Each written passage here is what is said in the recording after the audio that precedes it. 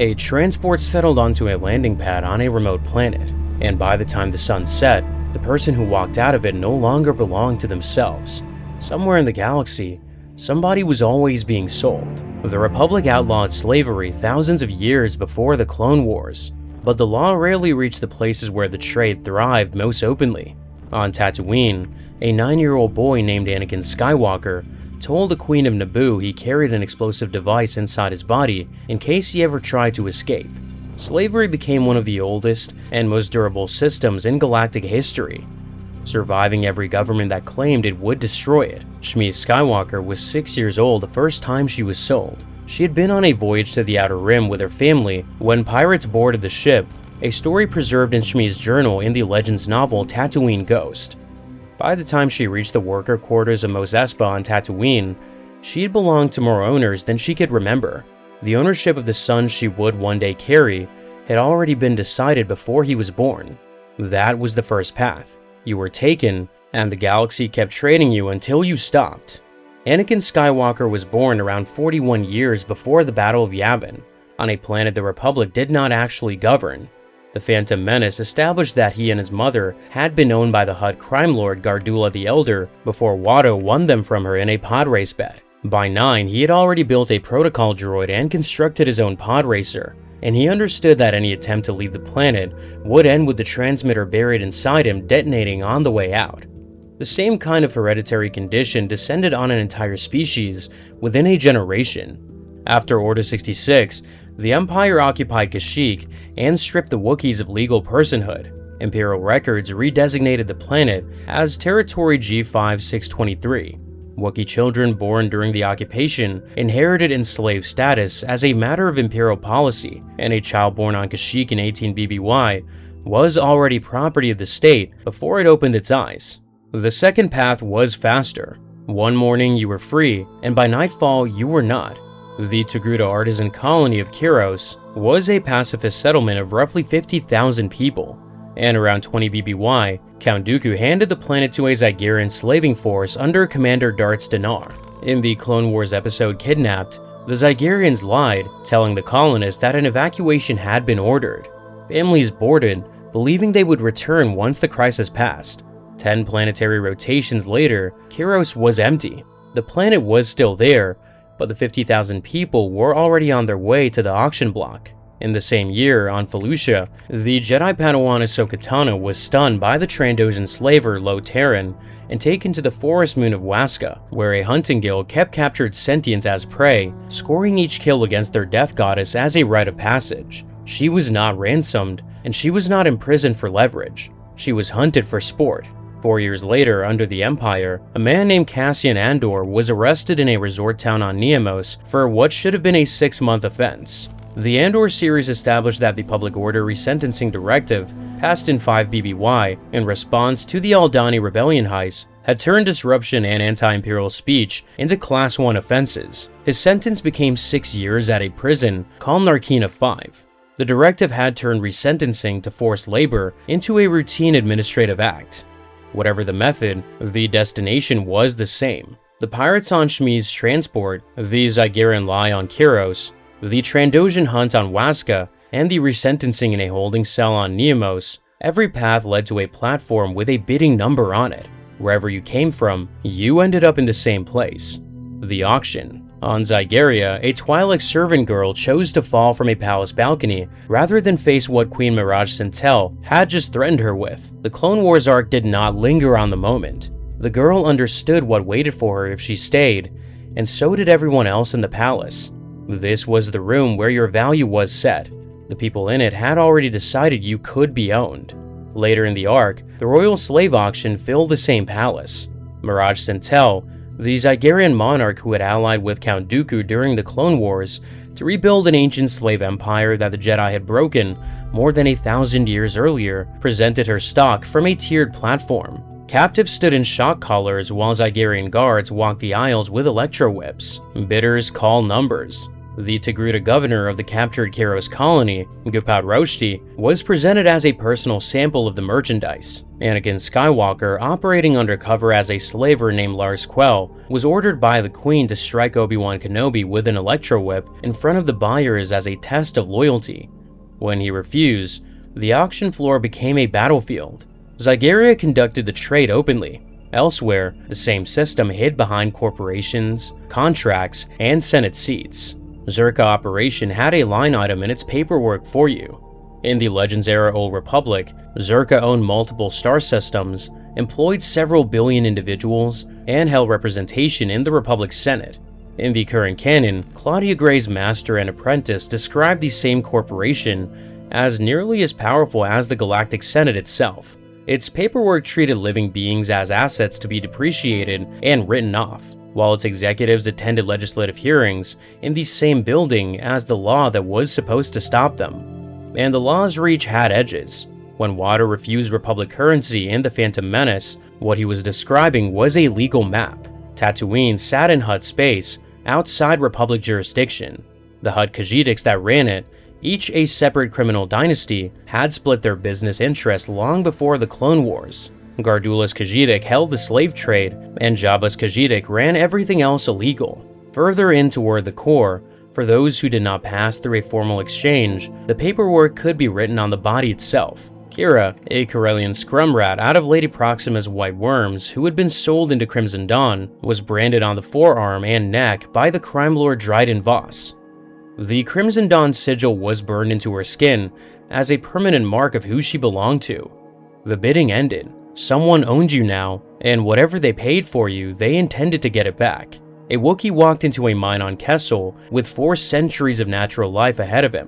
The Solo: A Star Wars Story tunnels establish how long he would actually last. Humanoid workers in those tunnels lived 2 to 3 years. Wookiee workers lived 3 months. The difference was not metabolism, and it was not the spice dust in the air. The difference was the Pike Syndicate, the criminal group running extraction under King Yaruba of Kessel. The Pikes worked Wookiees harder than anything else in the shafts because they lasted long enough to be useful and short enough to be replaceable. A Wookiee who should have lived 4 centuries instead had 1 growing season inside those walls before the mine was done with him. The accounting was doing math the workers could not see. The shorter you lasted, the better the return on the price someone had paid for you. In the processing facility at Kadavo, the math was more direct. The Clone Wars episode Escape from Kadavo showed a Zygerrian hub suspended over a supervolcano caldera by heavy cables. Keeper Agrus, the commander of the facility, operated it as an exercise in compliance. The Togruta colonists of Kiros, whose vanishing had filled the auction on Zygerria, had been shipped here. When Obi-Wan Kenobi refused to break, Agrus ordered Togruta captives dropped one by one into the caldera until he did. This was not a side use of the facility. This was the facility. The architecture itself was a threat. Every worker inside it could see the drop every moment of every shift, and every order from Agrus carried the cables above their heads with it. Further in toward the core, under the Empire, the architecture was less visible but more precise. The floor on Narkina 5 was not a floor, it was a weapon, and the workers standing on it were building something that nobody had told them the name of. The Andor series documented the prison complex at Narkina 5 in granular operational detail. 7 cylinders rose out of the water moon's surface, each holding roughly 5,000 prisoners in 7-man work teams. The floors were tungstoid steel, wired for 3 separate intensities of electric charge. Prisoners worked barefoot, guards wore insulated boots. 12-hour shifts assembled a small metal component called an EPN-5 fastener. They were never told what it was for. What the prisoners were never told, the series itself eventually revealed. The fasteners were components of the Death Star's Mk-1 super laser dish. Eta-class supply barges shipped them from Narkina 5 to the construction yards above Scarif. The prisoners on those floors, being measured in productivity quotas and rewarded with flavor in their food tubes for top shifts, were assembling the weapon that would eventually vaporize Alderaan. The Empire had not invented this method. It had only made it efficient. The work did not have to be industrial. The boutique version ran on the other end of the galaxy, and it used the same kind of math. On Tatooine, in 4ABY, a green-skinned Twi'lek named Oola performed in Jabba the Hutt's throne room, where Return of the Jedi showed the final moments of her life. What the film never showed was how she had arrived there in the first place. Before Jabba's palace, Oola had been the daughter of a clan chieftain on Ryloth until Bib Fortuna appeared with promises of wealth and opportunity, took her from the village, and delivered her into Jabba's court instead. Tales from Jabba's palace later expanded on the months of coercion and performance training that followed before she was ever chained beside the throne. When she refused Jabba publicly, the trapdoor beneath her feet opened. The setting had changed from mines, prison floors, and factory platforms to a throne room filled with music and silk. But the system underneath it remained the same. Every world found its way to enforce ownership. Every system this big needed something to keep you in place, and the one you wore was chosen by whoever owned you. In The Phantom Menace, Shmi Skywalker explained that every slave on Tatooine had a transmitter placed somewhere in their body, and her 9-year-old son Anakin finished the thought. Any attempt to escape ended with them being blown up. Neither of them knew where his device was located. Shmi had been carrying one for as long as she could remember, and she did not know exactly where either. The Tatooine transmitter was the purest form of the technology. The owner held a match signal. When the slave moved outside its range, the device detonated. The deactivator had to stay in the owner's hands, which meant the leash was actively booby-trapped against freedom. A child on Tatooine learned early that the way off the planet had been built into the way of living on it. The leash did not need hands, it only needed a radius. On most worlds, owners did not go that far. Surgery was expensive, and the galaxy had simpler tools. The most famous was the Electro Whip, shown in detail in the Clone Wars Zygerrian arc. A metal grip housed a retractable wire that could parry a lit lightsaber without breaking. It was engineered to stun without permanent damage because Zygerrians did not want to ruin their merchandise. You were the product, pain was the correction. At the same Zygerrian auction, a young Jedi named Ahsoka Tano was fitted with the companion device. Queen Mirage Sintel put a shock collar on her and, from across the room, pressed a control that put her on the ground. Later in the arc, Prime Minister Atai Malik repeated the process in her cage, triggering the collar repeatedly after she used the Force against him. The collar was lighter than the chip and required no surgeon. It also did not need a radius, it only needed a line of sight. On Kashyyyk, the Empire used a third device that was cleaner than either. Grand Mavlo Xantulruk controlled the enslaved Wookiee population through inhibitor chips bolted to the back of their skulls. The chips delivered neural pain on command, and the Empire reinforced them with the threat of family hostages for any Wookiee who resisted. The same vocabulary was used for the biochips hidden inside every clone trooper a generation earlier, though the two mechanisms were different technologies for different species. For droids, the same problem had a cheaper answer. Jawas affixed restraining bolts for runaways for less than the cost of a meal, and an entire Legends-era movement once argued that droids with sentience programming were entitled to protection under the same rights of sentience language that was supposed to cover organic beings. The movement lost. Droids kept the bolts, and organic slaves kept the chips. One droid saw through both. The pilot droid L337 cut a restraining bolt off a droid in the Kessel control room and triggered the same logic across the mind. Droids free droids. Droids free the organic slaves still wearing restraints and collars below.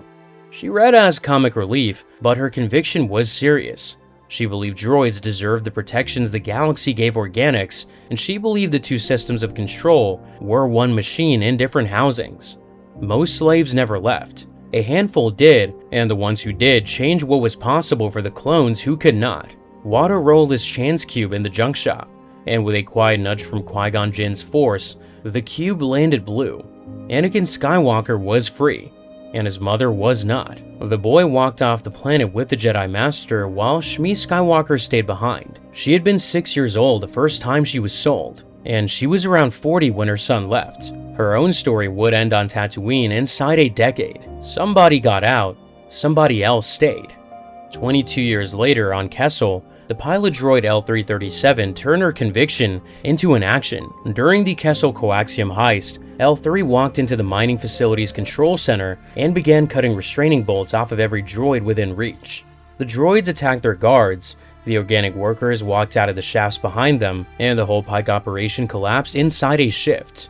L3 herself did not leave the planet. Her navigational mind was uploaded into the Millennium Falcon. She flew the rest of the war as a ship, which was the closest she ever came to the freedom she had argued for. 5 years later, on the prison moon Narkina 5, a shift manager on level 5 named Kino Loy stood at a service door with a man named Cassian Andor. He asked how many guards were on a level. No more than 12 on a level at one time. Roughly 5,000 prisoners flooded the cylinder by severing a water pipe, shorting the electrified floor, and walking out over the guards. At the landing bay, Kino watched the prisoners ahead of him dive off the edge into the ocean below. Then, he said that he could not swim. Cassian escaped, and the Fasteners shipped to Scarif on schedule.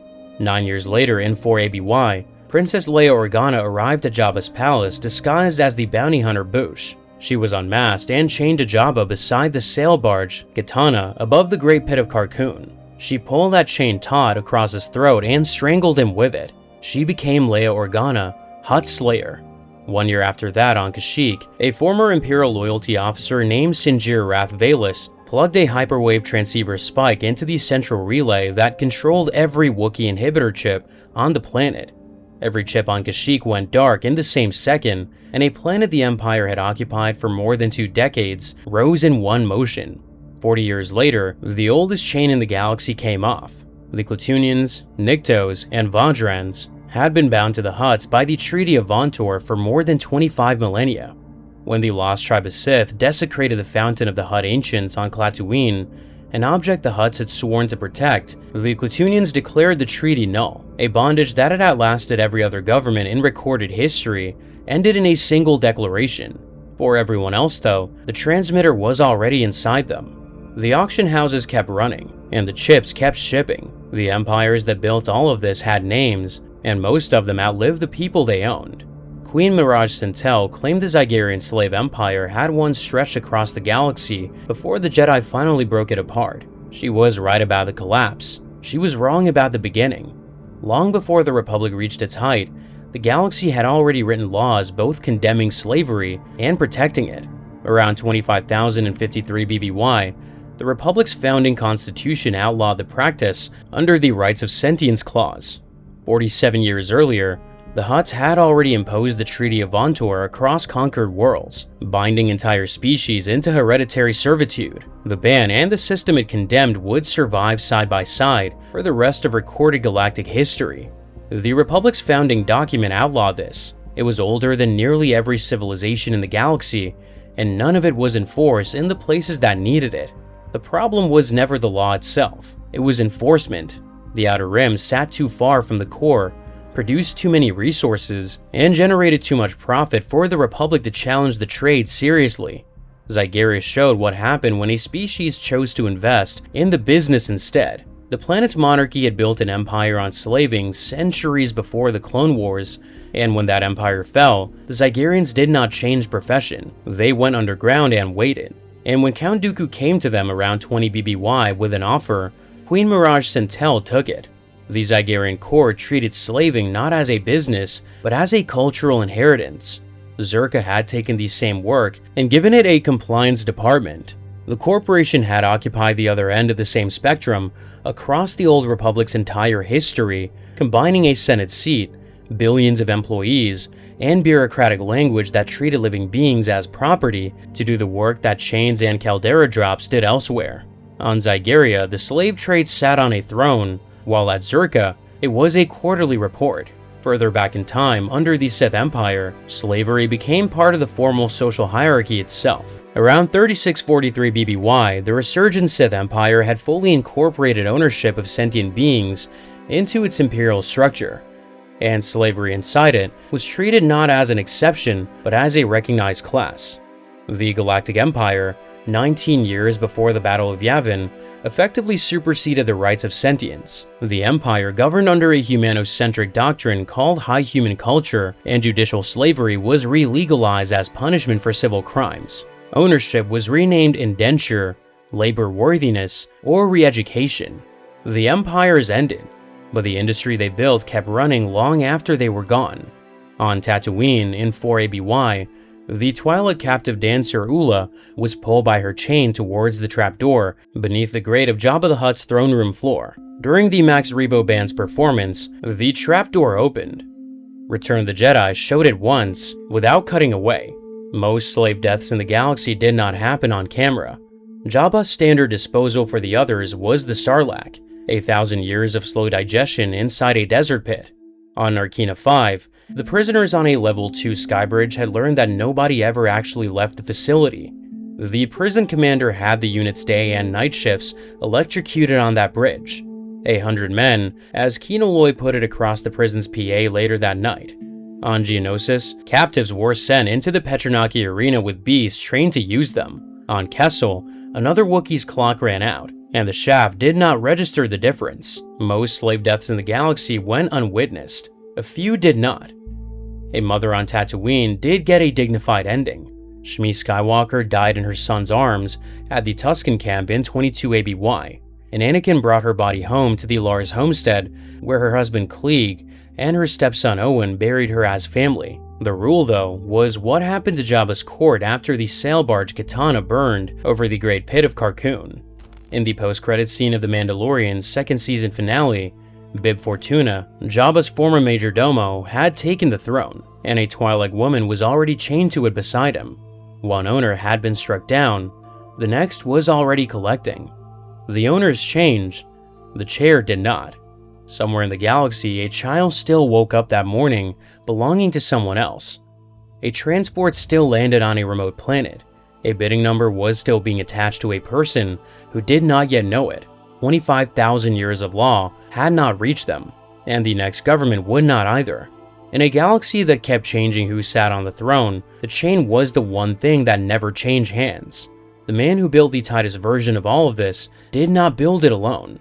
Long before the galaxy heard the name Sidious, a Muun Sith Lord took on an ambitious young apprentice from Naboo. He taught him how to rewrite the oldest law in the books in a single generation, classify an entire species out of personhood, and run a prison that recycled its own workers into the weapon that vaporized a planet. The one who shaped Palpatine into who he became was his own master, Darth Plagueis. His full story is already on the channel, and so is the breakdown of what he was really doing during the events of The Phantom Menace. Watch them next.